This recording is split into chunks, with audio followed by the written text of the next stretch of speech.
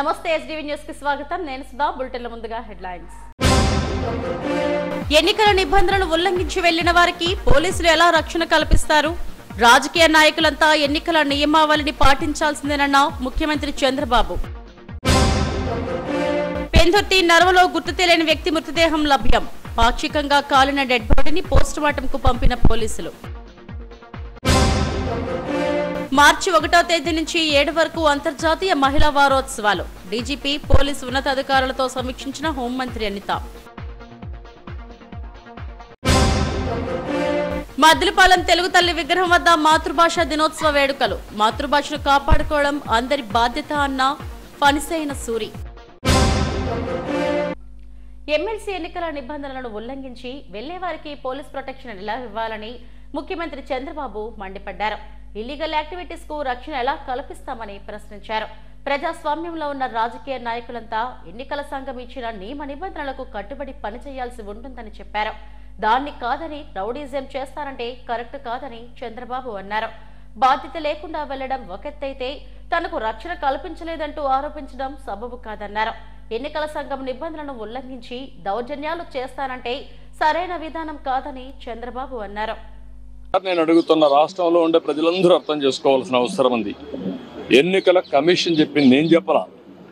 ఎన్నికల commission Telugu Desam party NDA కాదు, స్వయం ప్రతిపత్తి కలిగిన వ్యవస్థ. అది అన్ని రాజకీయ పార్టీలను రెగ్యులేట్ చేసే వ్యవస్థ. వాళ్ళ మీద నమ్మకం ఉంటే మీరు పోకుండా అవాయిడ్ చేయాలి. మీరు వెళ్ళినప్పుడు అది ఇల్లీగల్ అవుతుంది.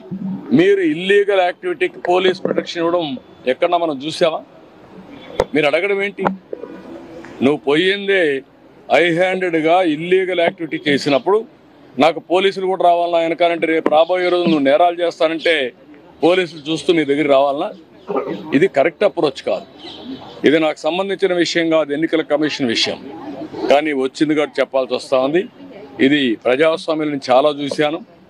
ఇలాంటి రాజకీయ నాయకుల్ని, ఇలాంటి రాజకీయ పార్టీలను ఎప్పుడు చూడలేదు. అవన్నీ నేను చీప్గా నేను మాట్లాడను. అంటే బాధ్యత లేకుండా వెళ్ళడం ఏదైతే మీరు ఒకసారి చూస్తే కోడ్ ఆఫ్ కాండక్ట్ ఉంది. కోడ్ ఆఫ్ కాండక్ట్ అనేది రాజకీయ పార్టీలకు వర్తిస్తుంది, కంటెస్ట్ చేసే అభ్యర్థులకు పనిచేస్తుంది, అధికార యంత్రాంగానికి పనిచేస్తుంది. కానీ విచిత్ర వాదన, మేము మాత్రం మాకు కోడ్ ఆఫ్ కాండక్ట్ లేదు, మేము ఎక్కడికైనా పోతాం అని వైలేట్ చేసి ఒకసారి ఎలక్షన్ కమిషన్ ఆర్డర్ ఇచ్చిన తర్వాత మీరు రావడానికి వీలు లేదంటే ప్రజాస్వామ్యం నిలిపేయాలి. దట్టు ఎలక్షన్ కమిషన్ ఇచ్చిన తర్వాత మీరు ఎవరు పోవడానికి? ఎలక్షన్ కమిషన్ కంటే మీరు గొప్పవాళ్ళు కాదు కదా. మీ రాజకీయ పార్టీ కానీ ఏ రాజకీయ పార్టీ కానీ ఈరోజు నడుస్తున్నాయంటే ఎన్నికల కమిషన్ గైడ్ లైన్స్ ప్రకారం మనం నడుస్తున్నాం. ప్రజాస్వామ్యంలో అటానమస్ బాడీ ఎన్నికల కమిషన్. ఈరోజు ఎమ్మెల్సీ ఎలక్షన్ జరుగుతున్నాయి. అలాంటి ఎమ్మెల్సీ ఎలక్షన్ జరిగేటప్పుడు కోడ్ ఆఫ్ కాండక్ట్ ఉంది, మీరు రావడానికి వీలు లేదు అని స్పష్టంగా చెప్పిన తర్వాత దాన్ని వైలేట్. పెందుర్తి మండలం నర్వ గ్రామంలో గుర్తు తెలియని వ్యక్తి మృతదేహాన్ని పోలీసులు గుర్తించారు. ఒంటిపై కాలిన గాయాలు ఉన్నాయి. పెందుర్తి పోలీసులు ఘటనా స్థలాన్ని సందర్శించారు. మృతదేహాన్ని వెలికితీసి పోస్టుమార్టంకు తరలించారు. పెందుర్తి నర్వలోని లలితాదేవి ఆలయ సమీపంలో ఒక వ్యక్తి అనుమానాస్పద స్థితిలో మరణించాడు. సుమారు 40 సంవత్సరాల వయసు గల ఈ వ్యక్తి మృతదేహం పూర్తిగా కాలిపోయింది. ఒక గుంటలో ఇతని మృతదేహం ఉండటంతో పోలీసులు ఆ ప్రాంతాన్ని పరిశీలించారు. ఎక్కడో చంపేసి ఇక్కడకు తీసుకువచ్చి కాల్చి ఉంటారని భావిస్తున్నారు. గుర్తుపట్టలేనంతగా ఇతని మృతదేహం కాలిపోయి ఉంది.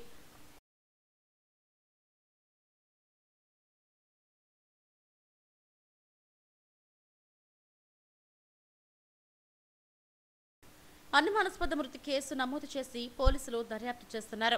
పోస్టుమార్టం రిపోర్టు వచ్చాక ఎలా చనిపోయాడన్న దానిపై వివరాలు వెల్లడవుతాయని పోలీసులు తెలిపారు.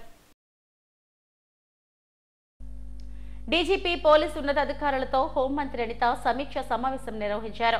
పోలీస్ శాఖలో బడ్జెట్ కేటాయింపులు, ప్రతిపాదనలపై చర్చించారు. మహిళల రక్షణ, బడ్జెట్ కేటాయింపుల అంచనాలపై అధికారులతో మాట్లాడారు. మహిళల రక్షణకు ఒక ప్రత్యేక విభాగం ఏర్పాటుతో పాటు ప్రత్యేక యాప్ను కూడా రూపొందించాలని ఆదేశించారు.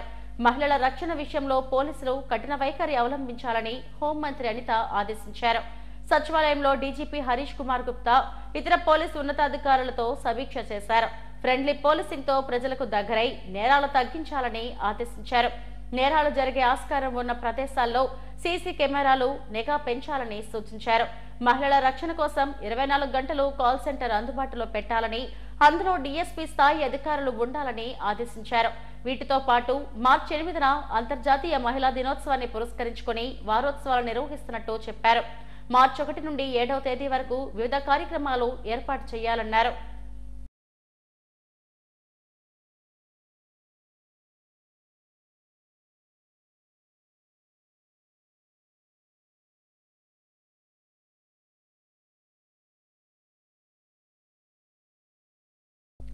తెలుగుదండు ఆధ్వర్యంలో మద్దిలపాలెం కూడలిలోని తెలుగు తల్లి విగ్రహం వద్ద అంతర్జాతీయ మాతృభాషా దినోత్సవ వేడుకలను ఘనంగా నిర్వహించారు. పరవస్తు పద్యపీఠం తెలుగుదండు వ్యవస్థాపకుడు ఫణసైన సూర్య ఆధ్వర్యంలో జరిగిన వేడుకల్లో పలువురు అతిథులు పాల్గొన్నారు. తెలుగు తల్లి విగ్రహానికి విద్యార్థులు పూలమాల వేశారు. తల్లిని గౌరవించేందుకు మదర్స్ డే ఉన్నట్టుగా మాతృభాషను గౌరవించేందుకు ఓ దినోత్సవం ఉందన్నారు.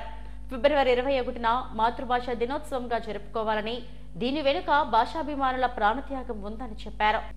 తమ మాతృభాషను కాపాడుకునేందుకు జరిగిన పోరాటంలో బెంగాలీ భాషాభిమాన పోరాట వీరుల జ్ఞాపకార్థంగా ఏటా మాతృభాష దినోత్సవం జరుపుకుంటామని తెలిపారు. విద్యార్థులకు భాష ప్రాముఖ్యతను వివరించి ప్రత్యేక తరగతులు నిర్వహించామన్నారు. మన ప్రభుత్వాలు కావచ్చు, ప్రజలు కావచ్చు, ముఖ్యంగా మన తెలుగు వాళ్ళు తెలుగు భాషను ఏ విధంగా దుంపనాశనం చేయాలి అని శక్తి వంచన లేకుండా కృషి చేస్తున్నాం. కాబట్టి ఈ సందర్భంగా ప్రభుత్వాలకు ముఖ్యంగా విన్నపం ఏంటి అంటే, అయ్యా దాదాపుగా 60 ఏండ్ల బట్టి మీ ప్రభుత్వ పాలనలో ఈ ప్రభుత్వాలు మన మాతృభాషకు నష్టాన్ని కలగజేస్తూనే ఉన్నాయి.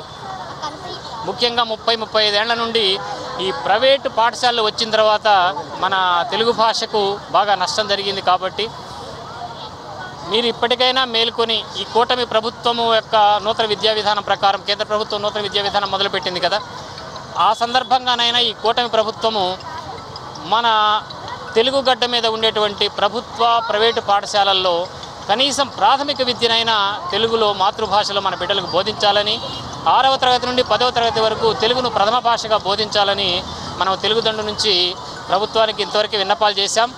రేపు 24వ తేదీ అసెంబ్లీ సమావేశాలు జరుగుతున్నాయి. ఆ సమావేశాలప్పుడు ఆ వారం రోజులు అక్కడే ఒక చాప వేసుకుని కూర్చుందాం అనుకుంటున్నాం. కొంతమంది మంత్రులు వీళ్ళందరికీ కూడా మనం విన్నపాలు పంపించాం. 24వ తేదీ మనము అక్కడ విజయవాడలో మన వెలగపూడిలో ప్రత్యక్షమవుదామని తెలుగుదండు నుంచి మన ప్రణాళిక వేసుకుంటున్నాం. అంటే ఎవరిని నిందించడం మన ఉద్దేశం కాదు, కానీ తెలుగు భాషను ఖచ్చితంగా ప్రభుత్వాలు వాళ్ళ బాధ్యతగా తీసుకొని కాపాడాలి. ఆంగ్లానికి మన వ్యతిరేకం కాదు, ఆంగ్లం వద్దని చెప్పట్లేదు, కానీ మన అమ్మ భాషను తొక్కేటువంటి అధికారాన్ని మాత్రం ఆంగ్ల భాషకి ఇవ్వము అని ఈరోజు తెలుగు భాషాభిమానులందరూ కోరుకుంటున్నాం. దానినే ఉద్యమంగా మన తెలుగుదండు తీసుకెళ్తూ ఉంది. ధన్యవాదాలు. రైల్వే లోకో పైలట్లపై పనిముట్టలు తగ్గించి తమ సమస్యలను పరిష్కరించాలని all India loco running staff association divisional కార్యదర్శి బోలోనాథ్ డిమాండ్ చేశారు. తమ న్యాయమైన సమస్యలు పరిష్కరించాలని కోరుతూ దేశవ్యాప్త పిలుపులో భాగంగా 36 గంటల నిరాహార దీక్ష చేపట్టారు. డిఆర్ఎం కార్యాలయం వద్ద చేపట్టిన దీక్షలో యాజమాన్యానికి వ్యతిరేకంగా నినాదాలు చేశారు. లోకో పైలట్లు విధి నిర్వహణలో తీవ్ర ఇబ్బందులు ఎదుర్కొంటున్నారని బోలానాథ్ ఆందోళన వ్యక్తం చేశారు. రైల్వేలో అందరికీ 8 గంటల పని పరిమితి ఉంటుందని, కానీ లోకో పైలట్లు 11 గంటలు పనిగా నిర్ణయించారని చెప్పారు. సేఫ్టీ నిమిత్తం 10 గంటలు తగ్గించాలని హై పవర్ కమిటీలు సిఫార్సు చేసినా రైల్వే మంత్రిత్వ శాఖ ఆమోదించలేదన్నారు. పని వేళల్లో నిబంధనలను తుంగలోకి తొక్కుతూ అదనపు విధులను అప్పగిస్తున్నారని ఆందోళన వ్యక్తం చేశారు. న్యాయమైన సమస్యలు పరిష్కరించాలని డిమాండ్ చేశారు. All India loco running staff association ఆధ్వర్యంలో కనీసం 1,00,000 మంది రన్నింగ్ స్టాఫ్ ఈ 36 గంటల నిరవధిక నిరాహార దీక్ష కార్యక్రమాన్ని చేపట్టడం జరిగింది. మేము ఎన్నో సంవత్సరాల నుంచి ఎన్నో డిమాండ్స్ రైల్వే యాజమాన్యం ముందు పెట్టిన వాటిని పట్టించుకోకపోవడం మూలంగా మేము ఈరోజు ఈ కార్యక్రమాన్ని చేపట్టాం. ప్రతి డిఆర్ఎం ఆఫీస్ కార్యాలయాల ముందు, అలాగే క్రూల్ ఆఫీస్ ముందు, రన్నింగ్ రూమ్లో ఎవరైతే ఉన్నారో వాళ్ళు కూడా ఈ కార్యక్రమాన్ని చేపట్టారు. ఎవరైతే డ్యూటీస్ చేస్తున్నారో వాళ్ళు కూడా రైల్వే సర్వీస్ ఎటువంటి అంతరాయం కలగకుండా అయామోహన్ అంగర్ ఫాస్ట్ అనే బ్యాడ్జ్ ధరించేసి ఈ కార్యక్రమాన్ని చేపట్టడం జరిగింది. ముఖ్యంగా మా డిమాండ్స్ ఏంటంటే లోకో పైలట్తో 8 అవర్స్ కన్నా ఎక్కువ డ్యూటీ చేయించకూడదు అనేసి, అలాగే మాకు పీరియోడికల్ రెస్ట్ ఏదైతే ఉన్నదో మాకు 46 అవర్స్ ఇవ్వాలి అనేసి, అలాగే నైట్ డ్యూటీస్ ఏవైతే కంటిన్యూగా నైట్ డ్యూటీస్ 2 రాత్రుల కన్నా ఎక్కువ చేయించకూడదు లోకో పైలట్తో. అలాగే లోకో పైలట్లు ఎవరైతే హెడ్ క్వార్టర్ నుంచి దూరం వెళ్తారో వాళ్ళకి 36 అవర్స్లో మళ్ళీ రిటర్న్ టు హెడ్ క్వార్టర్ తీసుకొచ్చేయాలి. ఈ మల్టీ టాస్కింగ్ ఏదైతే ఉన్నదో గార్డ్ తాలూకా డ్యూటీస్ కానీ, సిఎన్డబ్ల్యూ డ్యూటీస్ కానీ, అలాగే బాక్స్ బాయ్ డ్యూటీస్ కూడాను మా మీద నెట్టడానికి ప్రయత్నిస్తున్న దానిని మేము వ్యతిరేకిస్తున్నాం. అలాగే రకరకాల ట్రైనింగ్లు ఎన్నో అడ్వాన్స్ టెక్నాలజీ వచ్చిన తర్వాత దానికి రైల్వే యాజమాన్యం ఏ టైం అయితే ఎఫర్ట్ చేసి మాకు ట్రైనింగ్ ఇవ్వాలో దాన్ని ఇవ్వట్లేదు. సఫిషియంట్ టైమింగ్ ఇచ్చేసి మాకు ఆ ట్రైనింగ్ గట్రా ఇచ్చేస్తే మేము కరెక్ట్గా ఇచ్చేయగలుగుతాం. దానివల్ల ఈ యాక్సిడెంట్లు చాలా జరుగుతున్నాయి. అలాగే యూపీఎస్, ఎన్పిఎస్ ఏదైతే ఉన్నదో దాన్ని స్క్రాప్ చేసి ఓపీఎస్ని ప్రతి ఎంప్లాయీకి పునరుద్ధరించాలనేసి మేము ఈ కార్యక్రమం. శ్రీనివాస మంగాపురంలోని కళ్యాణ వెంకటేశ్వర స్వామి బ్రహ్మోత్సవాలు వైభవంగా జరుగుతున్నాయి. ఉత్సవాల్లో 4వ రోజు కల్పవృక్ష వాహనంపై రాజమన్నార్ అలంకారంలో భక్తులను కటాక్షించారు. చంద్రపోలు దండం ధరించి శ్రీదేవి భూదేవి సమేత శ్రీనివాసుడు రాజగోపాల స్వామి అలంకారంలో భక్తులను అనుగ్రహించారు. 4 మాడవీధుల్లో విహరించారు. వాహనం ముందు భక్తజన బృందాల భజనలు, కోలాటాలతో స్వామివారిని కీర్తిస్తుండగా మంగళ వాయిద్యాల నడుమ వాహన సేవ కోలాహలంగా సాగింది. అడుగడుగునా భక్తులు కర్పూర హారతులు సమర్పించి స్వామివారిని దర్శించుకున్నారు. క్షీరసాగర మదనంలో విలువైన వస్తువులు ఎన్నో లభించాయి. వాటిలో కల్పవృక్షం ఒకటి. ఆ చెట్టు నీడన చేరిన వారికి ఆకలి దప్పులు ఉండవని, పూర్వజన్మ స్మరణ కలుగుతుందని భక్తుల విశ్వాసం. తిరుమాడ వీధుల్లో భక్తులు తనివి తీరా వాహన సేవను తిలకించి పులకించారు. సాయంత్రం ఊంజల్ సేవ వైభవంగా జరిగింది. వాహన సేవలో ఆలయ డిప్యూటీ ఈవో వరలక్ష్మి, ఇతర అధికారులు పాల్గొన్నారు. பரமனுடைய திருநாமங்களை அல்லது கோவிந்தா என்று கூவி அழைத்தாலே போதுமானது. கண்கூடாகவே நாம் உணரலாம். இந்த நோய்களுக்கோ விஷ்ணு சித்தத்திலே கொண்டவர் வாக்கு பொய்க்குமா என்ன? அஸ்யமாதரம் அகிஞ்சன காமதேனும் விஸ்வம்பராம் சரண சரணம் பிரபத்தியே என்கிறார். நினைத்த பலனை அளிப்பதில் துகள்களாக போய்ந்தனவாம். நம் குடிக்கு பரதேவதையான ஸ்ரீ கோவிந்தன் அவனே நமக்கு தலைவன். என் நாட்டில் உள்ள அனைவரின் விரோதிகளை நோய்களையும் போக்கி கலியை பலமிழக்கச் செய்து அழிக்கின்றான் இந்த வெங்கடவன். இந்த எம்பெருமான் நம்மளையும் அனுகரிக்கிறான் என்றால் இது ஒன்றோ?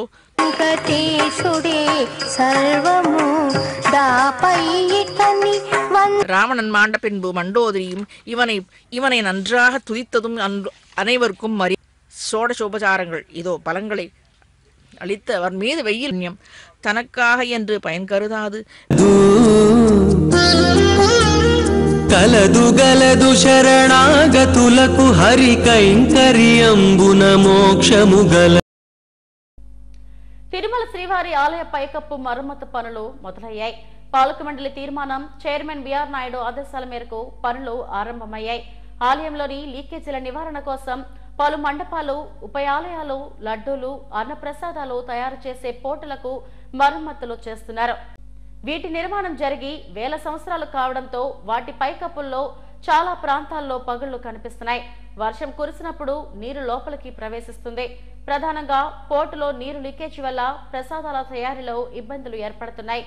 ఈ నేపథ్యంలో గత ఏడాది నవంబర్ 18న వీటిపై తీర్మానం చేశారు. టీవీఎస్ సంస్థతో ఒప్పందం కుదుర్చుకొని పనులు ప్రారంభించారు. ప్రస్తుతం పగుళ్లను గుర్తించి పూడ్చడంతో పాటు పెయింటింగ్ వేస్తున్నారు.